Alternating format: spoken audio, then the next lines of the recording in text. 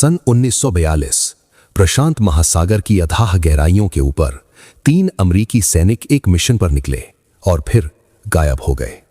ना रेडियो काम करता था, ना ईंधन बचा था, बस एक छोटी सी राफ्ट, तपता सूरज और चारों तरफ अनंत समुद्र। भूख थी, प्यास थी, शार्क थी और हर गुजरते दिन के साथ मौत थोड़ी और करीब आती जा रही थी। क्या ये तीनों जिंदा वापस लौट पाएंगे?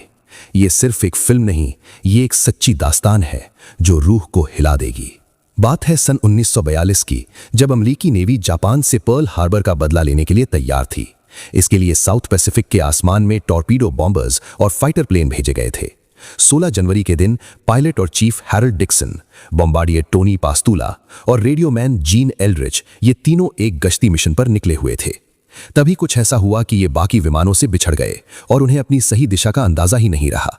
डिक्सन का मानना था कि उन्हें तुरंत अपने कैरियर जहाज की तरफ लौट चलना चाहिए, लेकिन जीन ने बताया कि रेडियो का रिसेप्शन पूरी तरह जा चुका है और ऊपर से ईंधन भी खत्म होने की कगार पर है।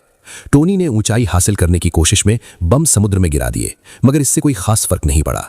रेडियो भी ठीक नहीं हो रहा था, तो आखिरकार डिक्सन ने फैसला किया कि ईंधन पूरी तरह खत्म होने से पहले इमरजेंसी वाटर लैंडिंग कर ली जाए। विमान पानी पर सुरक्षित उतर गया। डिक्सन लाइफ जैकेट पहनकर बाहर निकला और अपने पीछे लाइफ राफ्ट खींचता आया, लेकिन उसके साथियों की हालत अच्छी नहीं थी। वो अपनी सीटों से निकलने में बहुत मुश्किल झेल रहे थे और लगभग डूबने ही वाले थे। बड़ी मुश्किल से वो आखिरी लम्हे में बाहर निकल सके, मगर इस जद्दोजहद में कोई जरूरी सामान नहीं उठा पाए और विमान पानी में डूब गया। डिक्सन और जीन ने तैरने में आसानी के लिए अपने हथियार पानी में फेंक दिए, लेकिन टोनी अपना नहीं फेंक सका। काफी मशक्कत के बाद उन्होंने राफ्ट में हवा भरी, हालांकि वो उल्टा था। फिर उन सबने अपनी लाइफ जैकेट आपस में बांधकर राफ्ट के ऊपर फेंकी, जिससे एक हैंडल बन गया। उसी हैंडल को खींचकर उन्होंने राफ्ट को सीधा किया और आखिरकार उस पर चढ़ने में कामयाब हो गए। अब बस एक ही काम था, इंतजार करना। इंतजार इस बात का कि कोई उन्हें ढूंढ निकाले। अगली सुबह डिक्सन और जीन के बीच कल की घटना को लेकर कुछ तीखी बातें हुई। दोनों घुमा फिराकर एक दूसरे पर इल्जाम लगा रहे थे। जब लगा कि इस बहस से कुछ हासिल नहीं होगा, तो उन्होंने फैसला किया कि बारी बारी से पहरा देंगे, ताकि कोई विमान नजर आए तो चूक न जाए। और किस्मत ने साथ दिया। कुछ घंटों बाद सच में एक विमान पास से गुजरा, लेकिन वो इतनी दूर था कि उन्हें देख नहीं सका। चाहे इन तीनों ने शर्ट उतारकर लहराई हो, चाहे जोर जोर से चिल्लाए हों, विमान आगे निकल गया। डिक्सन ने समझाया यही उनका एकमात्र मौका था। वो बॉक्स सर्च पर था और अपना रास्ता नहीं बदल सकता था, क्योंकि दुश्मन के इलाके में जाने का खतरा था।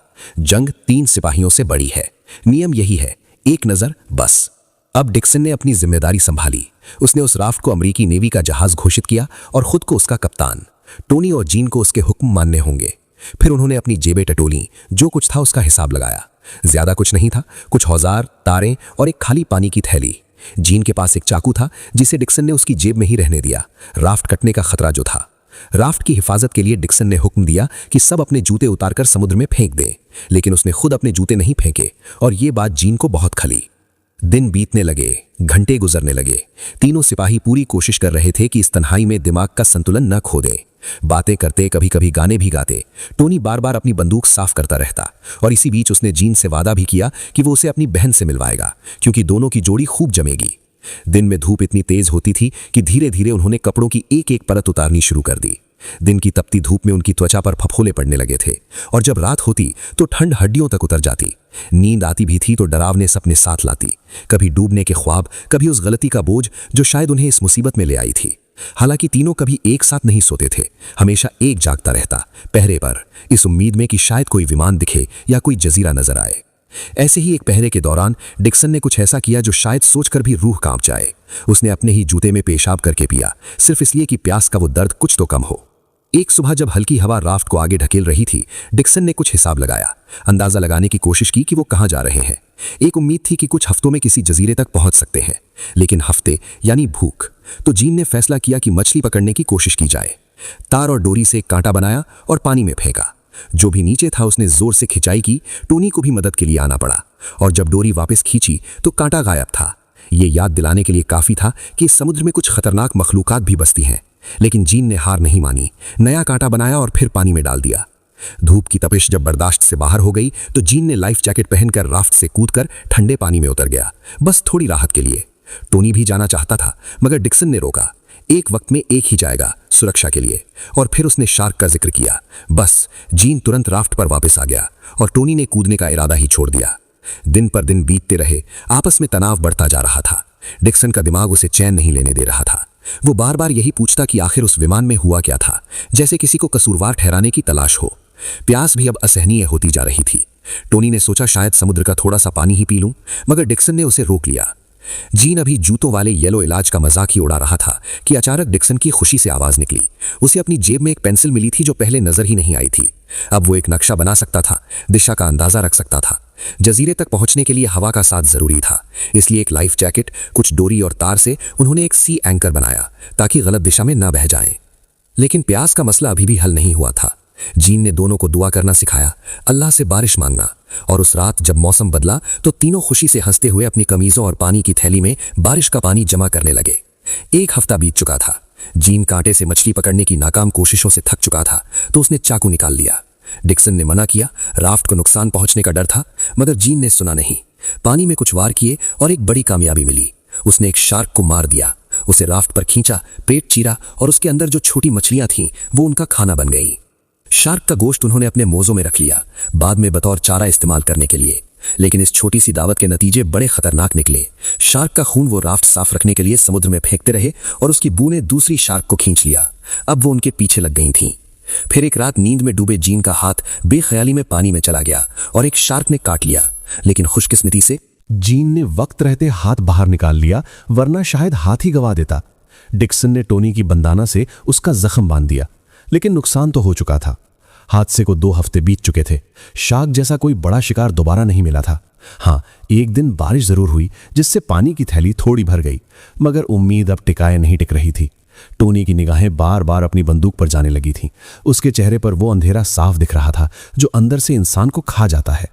तभी जीन ने उसके हाथ से बंदूक छीन ली, ठीक उसी लम्हे जब एक पंछी राफ्ट पर आकर बैठा। जीन ने गोली मार दी, लेकिन पंछी का जिस्म पानी में जा गिरा। डिक्सन बिना एक पल गंवाए पानी में कूद गया उसे लाने के लिए, मगर खून की बू शार्क तक भी पहुंच गई थी। लड़कों ने शार्क पर गोली चलाने की कोशिश की, लेकिन बंदूक जैम हो गई। डिक्सन के पास अब सिर्फ एक रास्ता था, तेज से तेज तैरना, और वो बच गया। शार्क के जबड़ों से पहले राफ्ट तक पहुंच गया। अब उनके पास पंछी का गोश्त था। डिक्सन बोला, मुर्गे जैसा स्वाद है। बंदूक अब किसी काम की नहीं रही थी, इसलिए टोनी ने गोलियां भी समुद्र में फेंक दी। उसके चेहरे पर एक हार का दर्द था, जैसे आखिरी उम्मीद का दरवाजा बंद हो गया हो। 20वें दिन की सुबह डिक्सन की आंख खुली तो उसने देखा तीनों सो रहे हैं, कोई पहरे पर नहीं था। जीन का सब्र टूट चुका था। 2 दिन से हवा नहीं थी, जजीरे करीब नहीं आ रहे थे। उसने डिक्सन के नक्शे पर सवाल उठाया। जब विमान भटक ही गया था, जब शुरुआती जगह का पता नहीं था, तो हिसाब कैसे सही होगा? और फिर उसने सीधे डिक्सन पर इल्जाम लगाया कि उसी की वजह से विमान रास्ता भटका। बहुत देर तक बहस होती रही, आवाजें उठती रहीं, और आखिरकार डिक्सन ने माना, हाँ, उसे कुछ दिन पहले ही जजीरे दिख जाने चाहिए थे, रास्ता गलत था। और फिर याददाश्त का वो टुकड़ा वापस आया जो वो शायद खुद से छुपाता आ रहा था। उस रोज विमान में वो कुछ पलों के लिए सो गया था, बस चंद मिनट, मगर उतने काफी थे। वो मोड़ चूक गया था।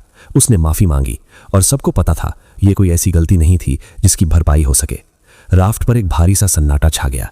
तब जीन ने नक्शा उठाया और बोला, भले ये पूरी तरह सही ना हो, यही हमारा एकमात्र रास्ता है घर तक। टोनी ने मजाक में कहा कि काश वो खुद हवा बना सकते, और इसी बात ने डिक्सन के दिमाग में एक चिंगारी जलाई। उसने जीन का चाकू लिया और अपने जूतों के तले काट दिए। अब वो चप्पू बनेंगे, हाथों से चलाने के लिए। हादसे को 1 महीना पूरा हो गया था, और तभी बारिश आई, मगर ये आम बारिश नहीं थी, ये एक भयानक तूफान था। बिजली कड़कती थी, लहरें दीवारों जैसी उठती थीं। राफ्ट पलट गया, तीनों पानी में जा गिरे। जो थोड़े बहुत औजार बचे थे वो भी डूब गए, चप्पू भी, लेकिन राफ्ट वो सबसे जरूरी था। अंधेरे और तूफान में उन्होंने राफ्ट को थामे एक दूसरे को ढूंढा। हवा की मदद से राफ्ट सीधा किया और उस पर चढ़ गए, एक दूसरे से चिपके, गर्माहट के लिए, जब तक तूफान थमा नहीं। सुबह बारिश रुक चुकी थी, मगर तीनों इतने थके हुए थे कि हिलने की भी ताकत नहीं थी। बस लेटे रहे। उम्मीद जैसे पूरी तरह बुझ चुकी थी। बातें अजीब मोड़ पर आ गई थीं। अगर कोई मर जाए तो उसके जिस्म का क्या करें? घर पर वो लोग जो उन्हें मरा हुआ समझ चुके हैं। और जब टोनी और जीन ने कहा कि वो डिक्सन की उस गलती के लिए कभी कोर्ट मार्शल नहीं करवाते, तो डिक्सन की आंखों से आंसू निकल आए। मगर टोनी ने हार मानने से इनकार कर दिया। उसने कहा, हम इतनी दूर आए हैं, इतना झेला है, अब हाथ पर हाथ रखकर नहीं बैठेंगे। और तीनों ने हाथों से चप्पू चलाना शुरू किया। इस मेहनत ने उन्हें इतना निचोड़ दिया कि डिक्सन ने वही किया जो उसने खुद कहा था नहीं करना, समुद्र का खारा पानी पी लिया। टोनी इतनी गहरी नींद में डूब गया था कि एक लम्हे के लिए सबको लगा शायद वो अब नहीं रहा। तभी अचानक जीन उठकर बैठ गया। उसकी आंखें दूर क्षितिज पर टिकी थीं।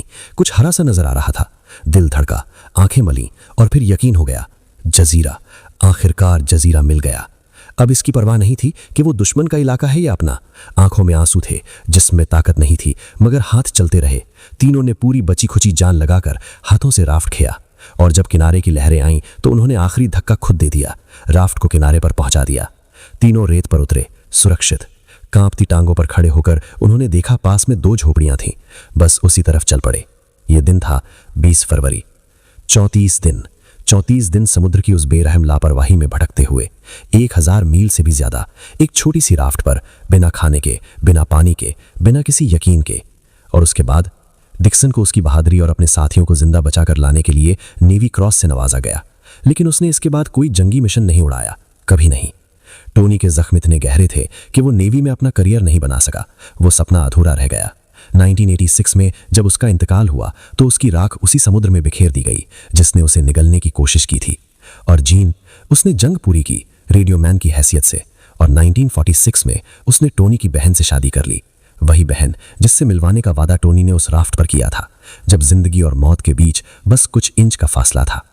ये थी कहानी 3 सिपाहियों की जिन्होंने समुद्र को हराया, न हथियारों से, न ताकत से, बल्कि एक दूसरे का हाथ थामे रखने की जिद से। अगेंस्ट द सन, सच में सूरज के खिलाफ लड़ी गई एक जंग। दोस्तों, ऐसी ही मूवी एक्सप्लेन के लिए चैनल को सब्सक्राइब करें। मिलते हैं अगली वीडियो में।